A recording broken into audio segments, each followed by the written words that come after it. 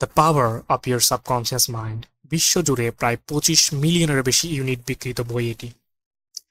এই বইয়ে আমরা দেখব কিভাবে আপনার জীবনে মিরাকল ঘটাতে পারেন, এবং অনেকগুলো প্রশ্ন যেগুলো সব সময় হর হামেশাই আমাদের মনের ভিতরে ঘুরতে থাকে।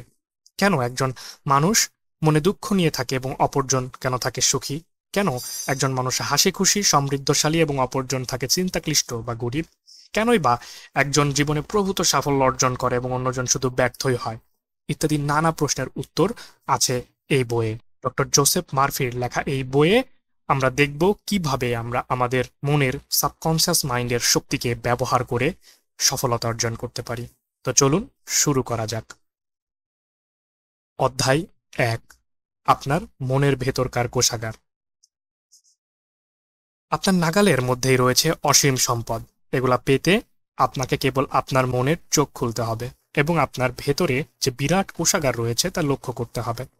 আপনার ভেতরে যে ভান্ডার বা গুদামঘর রয়েছে, জীবনকে দারুণভাবে এবং পর্যাপ্ত পরিমাণ উপভোগ করতে হলে তা থেকে সবকিছুই আপনি নিয়ে যেতে পারবেন। বেশিরভাগ লোকই তাদের সম্ভাবনাকে রুদ্ধ করে রাখে, কারণ তারা নিজেদের মধ্যকার অসীম ও সীমাহীন ভালোবাসার এই ডাক্তার সম্পর্কে একেবারেই অজ্ঞ। আপনি যাই চান সেটা বের করে নিয়ে আসুন আপনার অবচেতন মনকে ব্যবহার করে। চুম্বকায়িত এক খণ্ড লোহা দিয়ে তার নিজের ওজন 12 গুণেরও বেশি ভার তোলা যায়, কিন্তু একই লোহাকে চুম্বক শূন্য করুন, দেখবেন তা দিয়ে একটি পালক পর্যন্ত তুলতে পারবেন না। একইভাবে দুই ধরনের লোক আছে। একদল লোক চুম্বকায়িত, যারা আত্মবিশ্বাস ও আস্থায় ভরপুর। এরা জানে এদের জন্মই হয়েছে সাফল্য এবং বিজয় অর্জন করার জন্য। অপর দল, এটি দলে ভারী। এরা চুম্বক শূন্য। এদের মন জুড়ে ভয়, শঙ্কা। কোনো সুযোগ এলে এরা প্রথমেই আশঙ্কা করে, যদি আমি ব্যর্থ হই, যদি আমার অর্থ লোকসান যায়, লোকে তো আমাকে নিয়ে হাসাহাসি করবে। এ ধরনের মানুষ জীবনে বেশি দূর যেতে পারে না। সামনে যাওয়ার ভয় কাজ করে বলে এরা যেখানে রয়েছে সেখানেই থেকে যায়। আপনি যখন কালের গোপনীয়তা আবিষ্কার করে তা ব্যবহার করতে শিখবেন, তখন নিজেও হয়ে উঠবেন একজন চুম্বকায়িত মানুষ। কালের প্রধান গোপনীয়তা। ধরুন কেউ যদি আপনাকে জিজ্ঞেস করে কালের প্রধান গোপনীয়তা কি, আপনি কি জবাব দেবেন?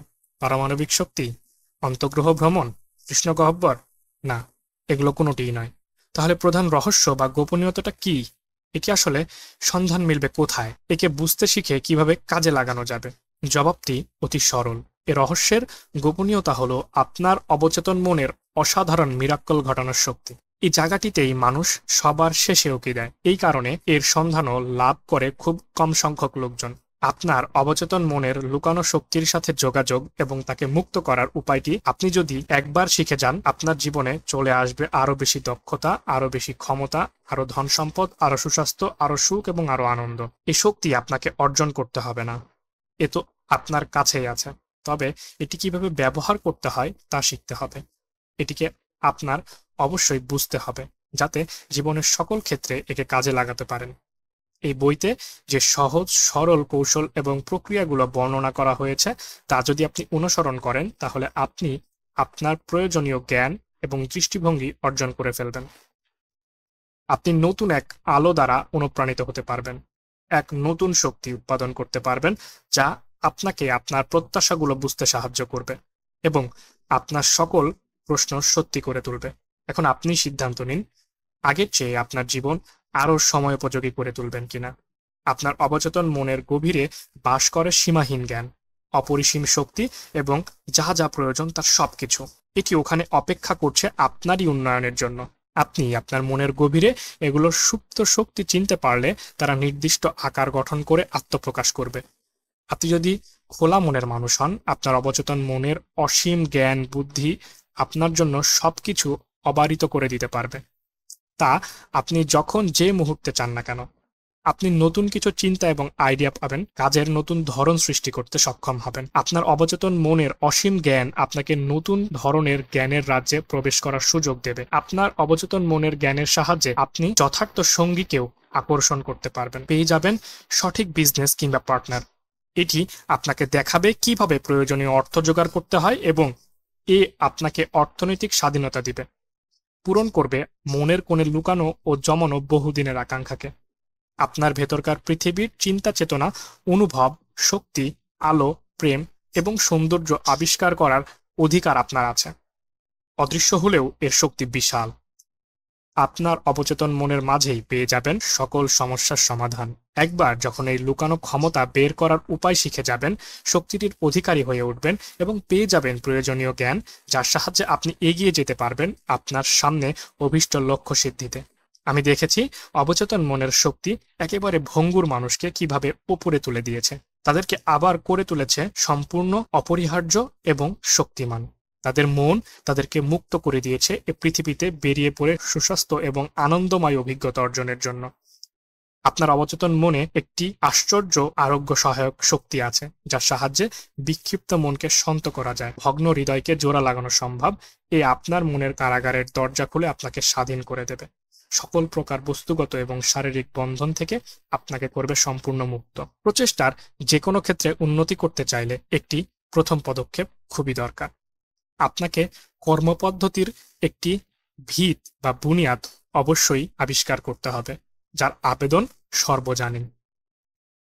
আপনার অবচেতন মনের কর্মকাণ্ড সম্পর্কে দক্ষ হয়ে ওঠার আগে আপনাকে অবশ্যই এর নীতি নিয়মগুলো বুঝতে হবে, এ ভেবে যে এর ফলাফল অবশ্যই পাওয়া যাবে।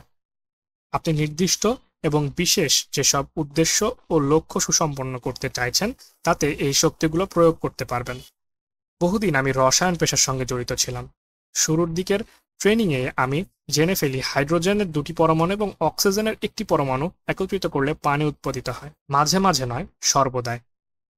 আপনি যদি অক্সিজেনের একটি পরমাণু কার্বনের একটি পরমাণু মিশ্রিত করেন, তাহলে বিষাক্ত কার্বন মনোঅক্সাইড উৎপাদিত হবে। কিন্তু আপনি যদি আরেকটি অক্সিজেন পরমাণু যোগ করেন, তাহলে পাবেন কার্বন ডি অক্সাইড।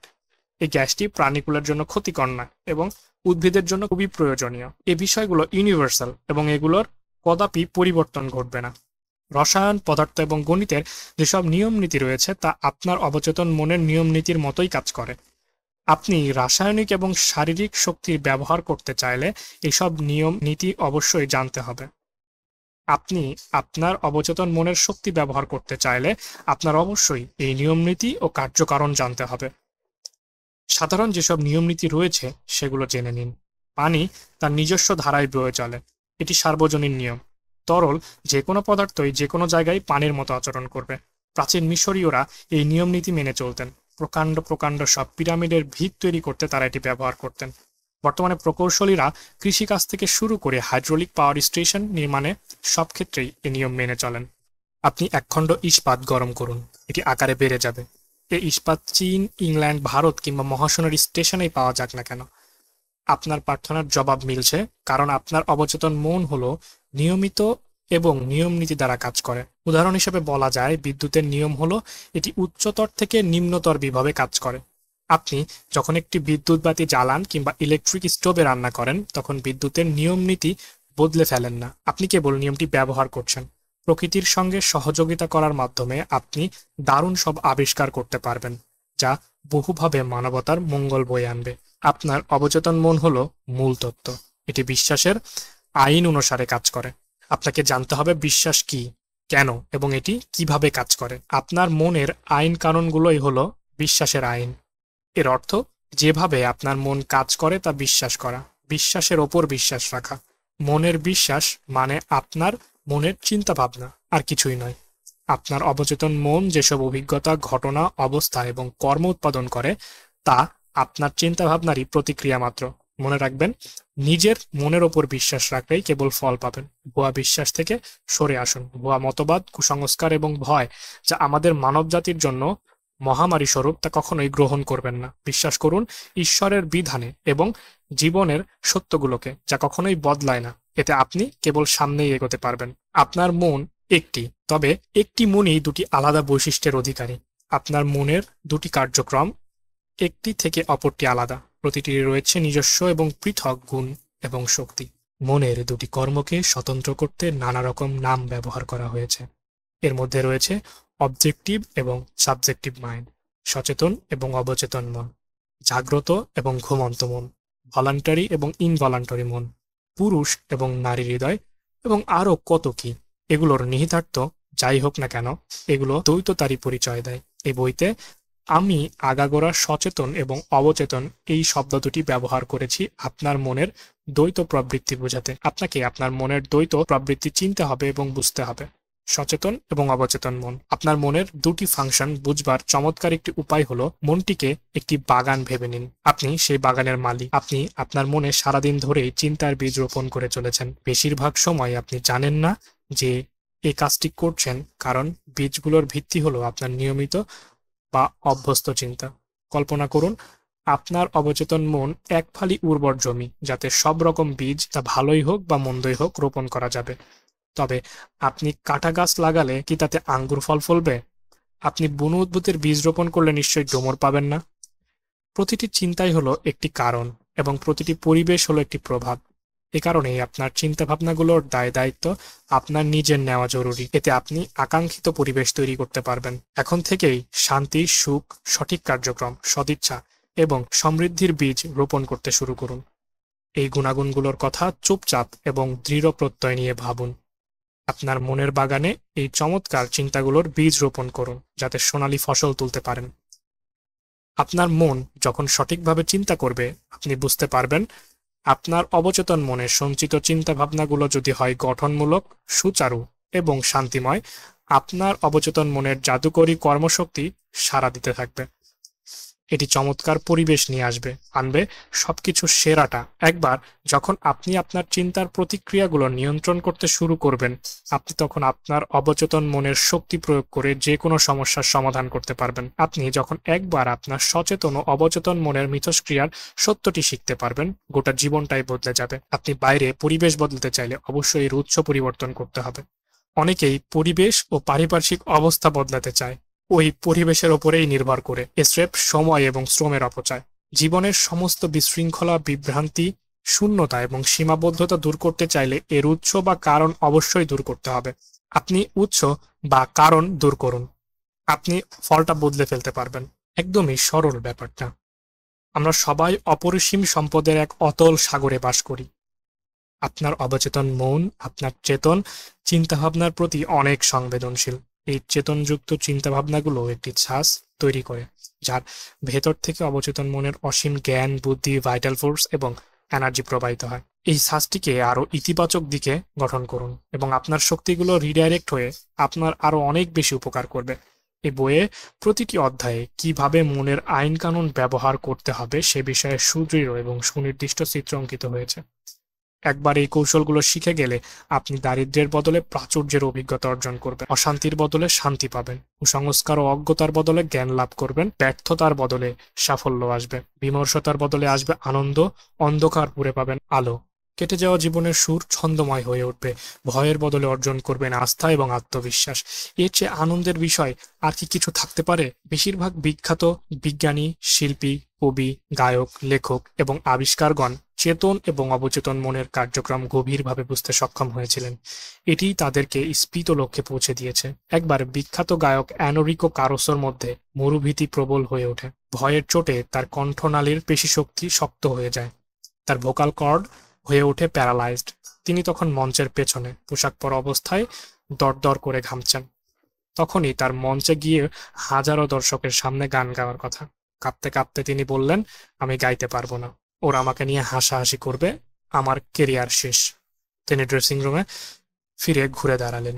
হঠাৎ থেমে দাঁড়িয়ে চিৎকার করে বললেন, আমার ভেতরের ছোট্ট আমিটা বড় আমিটার সঙ্গে ধস্তাধস্তি শুরু করে দিয়েছে। তিনি আবার মঞ্চের দিকে ঘুরে দাঁড়ালেন এবং ছাতি টান টান করে বললেন, এখান থেকে চলে যাও। ছোট্ট আমিটাকে হুকুম করলেন তিনি, আমার বড় আমিটা চাইছে আমি গান করব। বড় আমি মানে কারুসোর অবচেতন মনের অসীম সীমাহীন শক্তি এবং জ্ঞান। তিনি চিৎকার করতে লাগলেন, গেট আউট, গেট আউট, আমার বড় আমি এখন গান গাইবে। তার অবচেতন মন তার ভেতরে বিপুল শক্তি ছেড়ে দিয়ে সাড়া দেয়। তার নাম ডাকামাত্র তিনি মঞ্চে প্রবেশ করেন এবং গলা খুলে গান করেন, আর দর্শক মুগ্ধ হয়ে যায়। আপনারা এই ঘটনা থেকে নিশ্চয়ই দেখতে পাচ্ছেন কারুসো তার মনের দুটি স্তর বা মাত্রাকে বুঝতে পেরেছিলেন, সচেতন বা যুক্তিবাদী মন এবং অবচেতন বা অযুক্তিবাদী লেভেল। আপনার অবচেতন মন হলো রিঅ্যাক্টিভ, এটি আপনার চিন্তার প্রকৃতি অনুসারে সাড়া দেয়। আপনার সচেতন মন কারুসোর সেই ছোট্ট আমি, যখন ভয়, দুশ্চিন্তা এবং উদ্বেগপূর্ণ থাকে, তখন ওই নেতিবাচক আবেগগুলো আপনার অবচেতন মনে বড় আমি তৈরি হয়। তারা চেতন মনকে আতঙ্কিত ও হতাশ করে তোলে। এরকম হলে আপনারা কারুসোর উদাহরণ অনুসরণ করতে পারেন। আপনার মনের গভীরে অযৌক্তিক আবেগ তৈরি হলে কর্তৃত্ব নিয়ে ইতিবাচকভাবে কথা বলতে পারেন।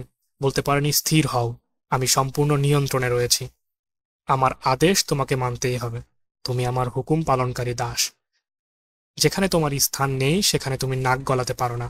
আপনি যখন এভাবে কর্তৃত্ব নিয়ে কথা বলবেন, তখন যা ঘটবে তা দেখে নিজেই অবাক হয়ে যাবেন। আপনার মন ভরে উঠবে শান্তিতে। অবচেতন মন চেতন মনের দাস মাত্র। এ কারণেই একে বলা হয় সাবকনসাস বা সাবজেক্টিভ। সচেতন মন হলো একটি জাহাজের চালক বা ক্যাপ্টেনের মতো। তিনি জাহাজ পরিচালনা করেন। তিনি ইঞ্জিন রুমের নারী পুরুষদেরকে হুকুম করেন। তারা হুকুম মাফিক বয়লার, গজ, যন্ত্রপাতি ইত্যাদি চালায়। ইঞ্জিন রুমের মানুষজন জানে না তারা কোথায় যাচ্ছে, তারা শুধু আদেশ মেনে চলে। ইঞ্জিন রুমের লোকে তার হুকুম মেনে চলে কারণ তিনি দায়িত্বে রয়েছেন, কারণ তিনি জানেন তিনি কি করছেন। ওরা ক্যাপ্টেনের কথার প্রতিবাদ করে না, তারা শুধু হুকুম তামিল করে চলে। ক্যাপ্টেন জাহাজের প্রভু এবং তার সিদ্ধান্ত মেনে চলা হয়। একইভাবে আপনার চেতন মন তেমনি আপনার জাহাজ, অর্থাৎ আপনার শরীর, আপনার পরিবেশ, আপনার কর্মকাণ্ড ইত্যাদি সবকিছুর প্রভু। আপনি আপনার অবচেতন মনকে যা হুকুম করবেন তাই সে মেনে নেবে। আর এই হুকুম দেবে চেতন মন, যা সে বিশ্বাস করে তার উপর ভিত্তি করে। অবচেতন মন যে নির্দেশ পায় তা নিয়ে কদাপি প্রশ্ন তোলে না। আপনি যদি বারবার নিজেকে শোনাতে থাকেন, আমি এটা কিনতে পারবো না, আপনার অবচেতন মন কিন্তু তাই মেনে নেবে। সে দেখবে আপনি যা চাইছেন তা কিনবার মতো অবস্থানে আপনি নেই। আপনি যতক্ষণ বলতে থাকবেন, আমি ওই গাড়িটি কিনতে পারবো না, আমি ওই ছুটিটি কাটাতে পারবো না, কিংবা কিংবা ওই বাড়িটি কিনবার মুরদ আমার নেই, আপনি নিশ্চিত থাকতে পারেন আপনার অবচেতন মন আপনার নির্দেশগুলোই মেনে নেবে। গত ক্রিসমাসে নিনা নামে একটি মেয়ে সাউদার্ন ক্যালিফোর্নিয়া ইউনিভার্সিটির ছাত্রী বেভারলি হিলসের নামি দামি শপিং মল এলাকায় ঘুরে বেড়াচ্ছিল। তার মনে অনেক প্রত্যাশা, সে নিউ ইয়র্কের বাফেলোতে তার পরিবারের সঙ্গে ছুটি কাটাতে যাবে। নিনা একটি দোকানের সামনে দিয়ে যাচ্ছে। জানালায় একটি চমৎকার স্প্যানিশ লেদার শোল্ডার ব্যাগ তার নজর কেড়ে নিল। সে তৃষিত নয়নে ওদিকে তাকিয়ে থাকলো, কিন্তু ব্যাগের গায়ে লাগানো প্রাইস ট্যাগের দিকে চোখ পড়তেই সে আটকে উঠল। সে প্রায় নিজেকে বলতে যাচ্ছিল, আমি অত দামি ব্যাগ জীবনেও কিনতে পারবো না। তখন তার আমার একটি লেকচারের কথা মনে পড়ে গেল। আমি বলেছিলাম, কখনো নেতিবাচক মন্তব্য করতে নেই, সবসময় ইতিবাচক মন্তব্য করবে এবং দেখবে কত আশ্চর্য ঘটনা ঘটে যায় জীবনে। নিনা কাচের জানালা দিয়ে তাকাতে তাকাতে মনে মনে বলল, ওই ব্যাগটি আমার, ওটি বিক্রি হবে। আমি ওটি মনে মনে কিনে নিলাম। আমার অবচেতন মন জানুক যে আমি ওটি পেয়ে গেছি। সেদিন সন্ধ্যায় নিনার সঙ্গে তার ফিয়ান্সার দেখা হলো ডিনারে। সে দামি র্যাপিং পেপারে মোড়া একটি উপহার নিয়ে এসেছে হবি স্ত্রীর জন্য। নিঃশ্বাস বন্ধ করে র্যাপিং পেপার খুলল নিনা। ভেতরে সকালের দোকানে দেখা সেই দামি চামড়ার ব্যাগটির মতো হুবহু আরেকটি ব্যাগ। নিনা তার মনকে প্রত্যাশাই ভরে দিয়েছিল। তারপর সে অবচেতন মনকে সেই প্রত্যাশার কথা জানিয়েছে। সেই সাথে তার প্রত্যাশাও পূরণ হয়েছে। পরে নিনা আমাকে বলেছে, ওই ব্যাগটি কেনার মতো টাকা আমার কাছে ছিল না, যদিও এখন ওটির মালিক আমি। আমি শিখেছি কোথায় টাকা সহ আমার প্রয়োজনীয় সবকিছু জিনিস মিলবে, আর তা হলো আমার ভেতরকার অসীম রত্নভাণ্ডার। মাস কয়েক আগে রুথ নামে এক মহিলার চিঠি পাই আমি। তিনি আমার এক লেকচারে উপস্থিত ছিলেন। তিনি লিখেছেন, আমার বয়স ৭৫, বিধবা, একটি বড়সড় পরিবার আছে আমার, তা সত্ত্বেও আমি একা থাকি, অল্প পেনশন পাই, আমার সোশ্যাল সিকিউরিটি আছে। আমার জীবন মনে হচ্ছিল নিষ্করুণ, অসহায়। এরপর একদিন এক বক্তৃতায় আপনি অবচেতন মনের শক্তি নিয়ে কথা বলছিলেন পুনরাবৃত্তি, বিশ্বাস এবং প্রত্যাশা নিয়ে অবচেতন মনের কাছে আইডিয়া প্রেরণ করা যায়। এটা কি সত্যি হতে পারে? আমি চেষ্টা করার সিদ্ধান্ত নেই। আমার তো হারানোর কিছু ছিল না। আমি সারাদিন একই কথা পুনরাবৃত্তি করতে থাকি, বলতে থাকি, আমাকে সবাই চায়, সবাই আমাকে ভালোবাসে। এক দয়ালু, মহান এবং ধর্মপ্রাণ মানুষের সঙ্গে আমার বিয়ে হয়েছে। আমি নিরাপদে আছি, সম্পূর্ণভাবে জীবনযাপন করতে পারছি। আমি এ কথাগুলো টানা ২ সপ্তাহ দিনের মধ্যে বহুবার করে বলেছিলাম। একদিন এক ওষুধের দোকানে আমার সঙ্গে এক অবসরপ্রাপ্ত কেমিস্টের পরিচয় হয়। তিনি ছিলেন দয়ালু, আন্ডারস্ট্যান্ডিং এবং খুবই ধার্মিক। আমার প্রার্থনার যথার্থ জবাব দিলেন মানুষটি। ১ সপ্তাহের মধ্যে তিনি আমাকে বিয়ের প্রস্তাব দিয়ে বসেন। এখন আমরা ইউরোপে হানিমুনে যাচ্ছি। আমি জানি আমার অবচেতন মনের ভেতরকার বুদ্ধিমত্তায় আমাদের দুজনকে এই স্বর্গীয় বন্ধনে আবদ্ধ করেছেন। রুথ নিজের ভেতরকার কোষাগার বা রত্নভাণ্ডার আবিষ্কার করেছিলেন। তিনি যে মুহূর্তে একটি মনোগত মূর্ত প্রকাশ নিয়ে আসতে সফল হন, তার অবচেতন মন তার জন্য তার প্রার্থনার জবাব নিয়ে আসে। অবচেতন মনকে নিয়ন্ত্রণ করতে যে কথাগুলো মনে রাখবেন: ১. আপনার পছন্দের রত্নভাণ্ডারটি আপনার ভেতরেই রয়েছে। আপনার মন যা চায় তার জবাবের জন্য ভেতরে তাকান। ২. যুগে যুগে খ্যাতিমান মানুষদের গোপনীয়তা ছিল তাদের অবচেতন মনের সঙ্গে যোগাযোগ এবং ক্ষমতা নিঃসরণ। আপনিও একই কাজ করতে পারবেন। ৩. আপনার অবচেতন মনেই রয়েছে সকল সমস্যার জবাব। আপনি ঘুমাতে যাওয়ার আগে যদি অবচেতন মনকে বলেন, আমি ভোর ৬টায় ঘুম থেকে উঠতে চাই, দেখবেন ঠিক ৬টার সময়ই আপনার ঘুম ভেঙে যাবে। আপনার অবচেতন মন আপনার শরীরের সংগঠক এবং আপনাকে সে সুস্থ করে তুলতে পারে। প্রতি রাতে ঘুমাবার সময় নিজেকে ঘুম পাড়ানি ঘুমের মতো গান শুনিয়ে নিন। ৫.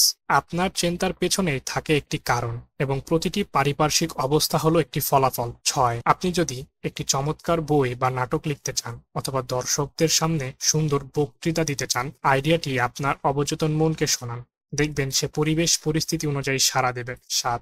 আপনি একটি জাহাজের ক্যাপ্টেনের মতো, তাকে সঠিক হুকুমটি দিতে হবে, নইলে জাহাজ ধ্বংস হয়ে যাবে।